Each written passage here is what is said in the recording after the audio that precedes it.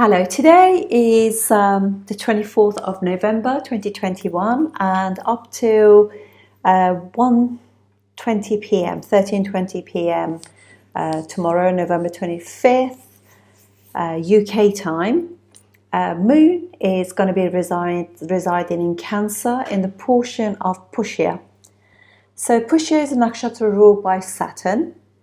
And we're going to just go through some things about Pushya. So it's probably one of the most nourishing and successful of all nakshatras. So this is it's very nourishing because obviously it's in Cancer, right in the middle of Moon's sign, and it's all about auspiciousness, and it really whatever you commence on a day like Pushya will be successful. There are very, very few things that are very inauspicious on a day like of Moon in Pushya will be marriage, because obviously it's ruled by Saturn. And the other things that are really difficult, anything to do with conflict, war, anything like that, anything that's harsh will be inauspicious. So the nakshatra mean obviously the nurturer, the nourisher. And so what can I say? You can basically do anything on a Pushya day. It's beginning things, laying foundations, buying, selling, looking after your mum, taking your mother out, spending time with children, gardening, cooking, arts, resting, traveling, holidays, financial planning, receiving legal assistance, dancing, music, enjoying time with friends, celebrations, gatherings, laying down foundations for your home, moving home, spiritual activities, anything and everything to looking after children, pets, nurturing and nourishing activities are all part of naming children as well on this day is most auspicious. So it's a great day, and so I thought I'd just tell you a little bit more about. I'm going to put the, it's obviously ruled by Saturn, and generally speaking, the birds that actually resonate with Saturn are crows. And you notice that if you ever nurture them, like if you spend time by actually feeding the crows, like for example, if you feed them whatever food, nuts and whatever you have, they'll come back again and again. Nurture, it's very committed, it's very, very responsible and very very long term, things can be done on this nakshatra. So it's they're very loyal in a sense. That's what I really wanted to say.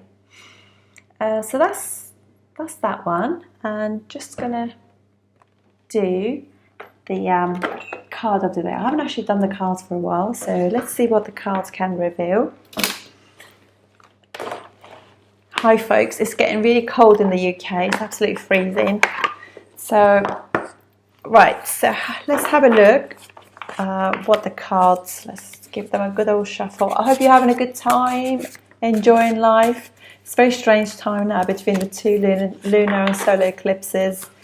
It's like time of change. We know New Year is looming as well, so I guess it's time for changing habits, changing things, talking to self and making sure you can actually manifest what are your goals for next year. I will be doing, I'm just finishing the all ascendants videos for December, and then I'll go through, I think I'm going to do 2 parts for next year, do the first 6 months and then the other 6 months. Skies are still a little bit unsettled, big part of next year. So, and because also the eclipses are occurring within this bit, just after the solar eclipse. Mars will be going on the 5th of December, will actually join the K2. So all the planets are going to be creating Kala Sarpa yoga as well. So it's quite fated time. So there could be massive changes coming up next 6 months. Well, eclipses, the lunar eclipse will be about 6 months, and the solar eclipse will actually affect the next, can be up to 3 years. So it's like massive things are happening. For me as well, I have to, I'm going through massive things. So always read your ascendant and also your moon sign. They're the most important ones. So anyway, let's do the cards and see. Right, 6 of Wands.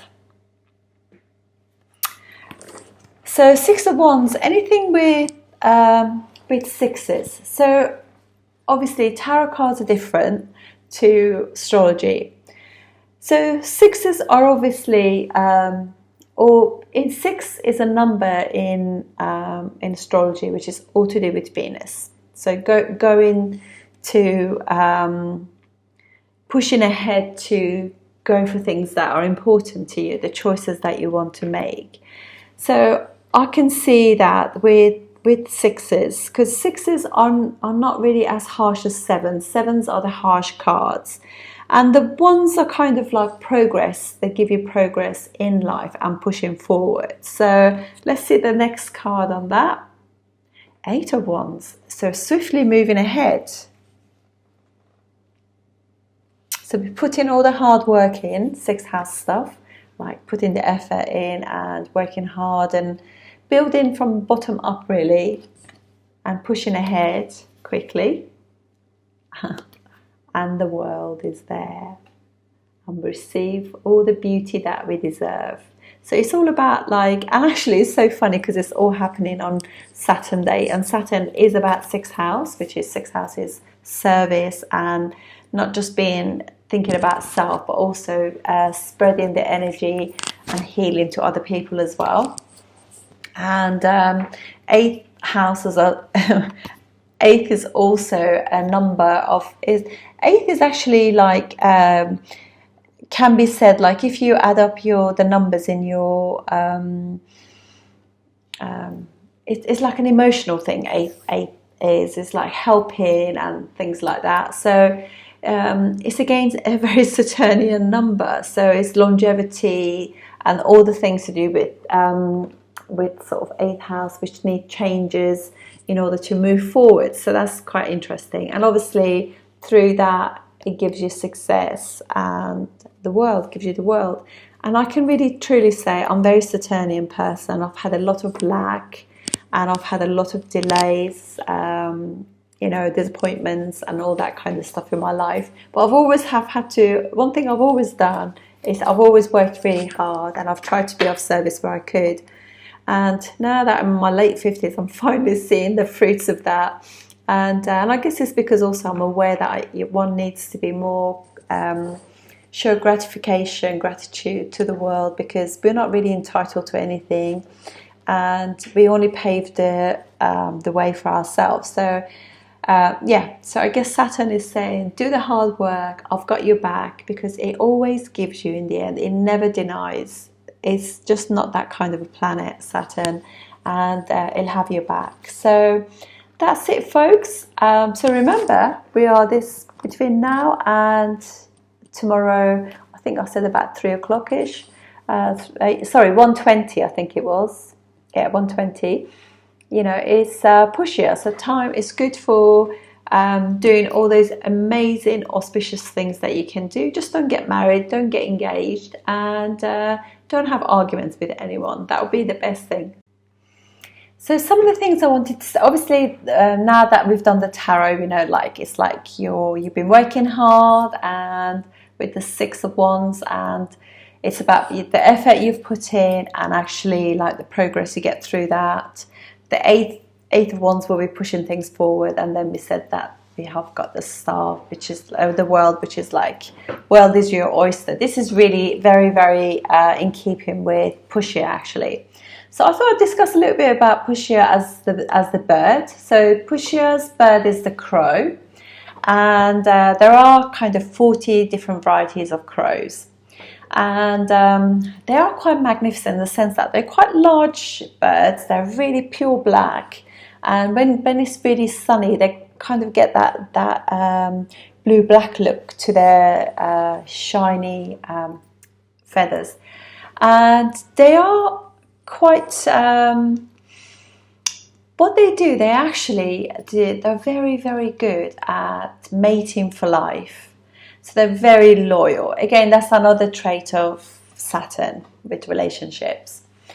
And what they do when they have young babies, they tend to then ask their elders to help them look after the babies, which is so cute. So they actually, like, that's a Saturnian thing. It's an old wise one. Then the other thing is as well, as a group, they like to be in groups. And if they're making a nest, then they do make a group effort to help with the nest making. So these are all, all the symbols of nakshatras are quite telling about the type, the traits of the nakshatra. And when it gets cold as well, what they do, they kind of congregate together to create the warmth and being together as there could be thousands of them sometimes, but they like to be together, hustle together. They come home to roost, if you like. That's a saying that's very true for these birds. And this is, I was reading about this, and he was saying how they can actually have, like, for example, they can have a local dialect. They've noticed that because there's 40 different varieties of them, and they have got quite large brains, in proportion to their body. And so they're able to speak a different dialect if they migrate somewhere else, or they're with different groups of crows. I think that's so fascinating. So yeah, they can adjust to that as well. So intelligent. Then the actual tree for this is very auspicious. It's actually the sacred fig, and people, I think it's called Peepal, or body tree, which is Bhodi, which is kind of to do with Buddha. And it's a celebratory tree, and there is actually a celebrations that they have in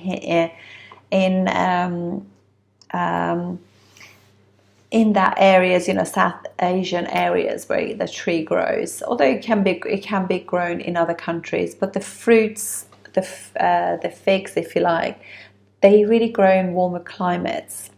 So this tree has got heart-shaped leaves, and the tree, the bark, and the root can be used for medicinal purposes. It's used really widely in Ayurveda.